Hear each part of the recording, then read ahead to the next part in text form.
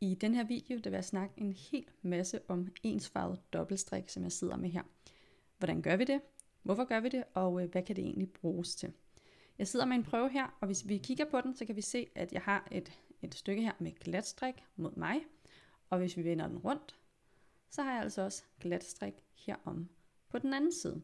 Og det er simpelthen fordi, at når vi strikker det, så strikker vi 2 lag af glatstrik, hvor vi har vrangsiden indad. På pinden, der har vi maskerne fra begge sider samtidig. Og det, som man kan bruge sådan en dobbeltstrik her til, det er jo, måske har du stødt på det, når vi laver italiensk opslag eller italiensk aflukning. Jeg har også en cardigan, hvor det bliver brugt til knapstolper. Og for nylig så har Mette bag Petit Knit introduceret mig for, at man også kan bruge teknikken til at lave ombuk i rib, hvis du har en ribhals eller noget andet rib, der skal ombukkes og lægges dobbelt, og det skal jeg også nok snakke om senere i videoen. Men hvis vi skal prøve at kigge på den her prøve her, så har vi jo skiftesvis retmasker og vrangmasker siddende her på pinden. Og når vi så strikker dobbeltstrik, så strikker vi jo en side af gangen, og jeg prøver lige at tage den af pinden her, så vi kan prøve at se. Hvis jeg så skiller den ad, så kan vi se, at den består af 2 sider. Vi strikker faktisk sådan en tube her, hvor vrangsiden er herinde, og retsiden er herude. Når jeg strikker ensfarvet dobbeltstrik, så strikker jeg en side af gangen. Så hvis vi lige kigger her på mine masker, så sidder begge sider på pinden, men jeg skal så kun strikke den ene side. Så hvis jeg strikker frem og tilbage, som jeg har gjort på denne her prøve, så strikker jeg den side, jeg har mod mig her. Det vil altså sige alle mine retmasker. Mine vrangmasker, dem tager jeg løst af med garnet foran arbejdet, fordi jeg arbejder på denne her side. Så jeg strikker altså en ret, tager en vrang løst af med garnet foran arbejdet, strikker en ret og strikker alle mine retmasker. Så vender jeg rundt, og heromme, der arbejder jeg så på denne her side. Det vil sige, at igen, så strikker jeg mine retmasker og flytter mine vrangmasker med garnet foran arbejdet. Hvis jeg strikkede rundt og skulle strikke dobbeltstrik, så vil jeg stadigvæk strikke en side af gangen. Så den første omgang, der vil jeg strikke mine retmasker, altså strikke en ret, tage en maske løst af med garnet foran arbejdet. Og så på den næste omgang, så skulle jeg altså strikke denne her side. Så der vil jeg strikke mine vrangmasker vrang, og så skal vi have garnet bag arbejdet, når vi flytter retmasken, fordi vi arbejder omme på den her side. Så på den omgang, så vil jeg strikke en vrang, tage ret løst af med garnet bag arbejdet, strikke en vrang, ret løst af med garnet bag arbejdet.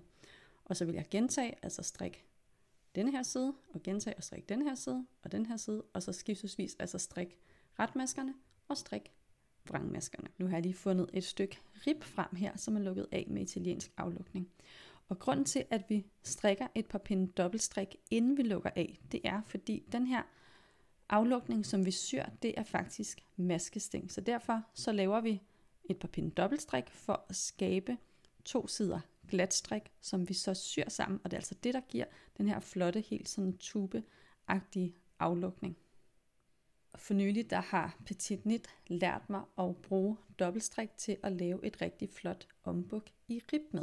Og hvis vi lige skal prøve at kigge lidt på, hvorfor det er så genialt tænkt, så hvis jeg lige tager den her prøve igen, og vi siger, at jeg har strikket noget rib, og jeg gerne vil have bukket det denne her vej, så vil jeg med dobbeltstrik kunne skabe, at den ene side er lidt længere end den anden. Så hvis jeg altså strikkede flere pinde på denne her side af min dobbeltstrik, end jeg gør på denne her side, så bliver den her side en lille smule længere, og får derved skabt et helt naturligt sted, hvor at ombukket gerne vil ligge, og det bliver super pænt.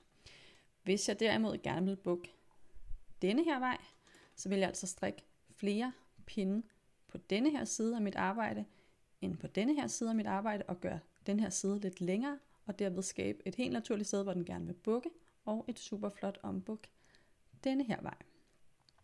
Og til allerslut i den her video, så vil jeg selvfølgelig vise, hvordan man gør. Den her prøve, den er slået op med italiensk opslag, hvor vi jo slår skiftesvis retmasker og vrangmasker op, og så strikker jeg mine retmasker på den ene side, og mine retmasker på den anden side. Så når jeg strikker, så kigger jeg på, hvad har vi liggende her. Den første, det er en retmaske, så ligger der en vrang, så ligger der en ret, og mine retmasker strikker jeg, og mine vrangmasker springer jeg over. Så jeg strikker altså min retmaske, Og så tager jeg næste maske, som er en vrang løs dag med garnet foran arbejdet ved at tage min højre pind bag garnet, flytte masken, tage garnet tilbage igen, så I nu kan se, at den ligger foran min maske her, fordi jeg arbejder på denne her side af mit arbejde. Strikker min ret, smider højre pind bag garnet, så jeg kan flytte min vrang over, og strikker min ret. Når jeg så har strikket alle retmaskerne på denne her side, den sidste er en vrang, der skal løse af med garnet foran arbejdet, så vender jeg rundt og strikker alle retmaskerne på den anden side. Og igen så har jeg altså en ret forrest her, der bliver strikket ret, så har jeg en vrang, der skal løse af med garnet foran arbejdet, og en ret, og sådan fortsætter jeg altså på begge sider, når jeg strikker frem og tilbage. Hvis vi strikker dobbeltstrik rundt, som jeg lige har slået en lille prøve op til her, så strikker vi stadigvæk en side af gangen, men fordi vi hele tiden strikker fra samme side, så strikker vi skiftesvis alle vores retmasker på en omgang, og så en omgang, hvor vi strikker alle vores vrangmasker.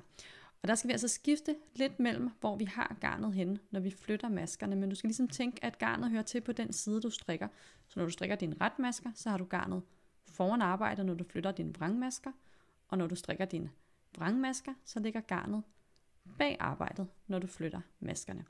Men du strikker altså skiftesvis en omgang, hvor du strikker dine retmasker, flytter din vrang med garnet foran arbejdet, og strikker den næste retmaske, altså fuldstændig ligesom når vi strikker frem og tilbage. Nu har jeg altså strikket en omgang, hvor jeg har strikket alle mine retmasker, altså strikket en omgang på den side, der vender mod mig her. Så vil jeg gerne strikke en omgang på den side, der vender væk fra mig. Så der strikker jeg alle mine vrangmasker. Så den første her, den er en ret, den bliver flyttet løst af med garnet bag arbejdet, fordi jeg arbejder om på denne her side. Så jeg flytter min ret, og strikker min vrang. Flytter min ret med garnet bag arbejdet, og strikker min vrang. Og det er altså de 2 omgange, jeg gentager, når jeg laver dobbeltstrik rundt.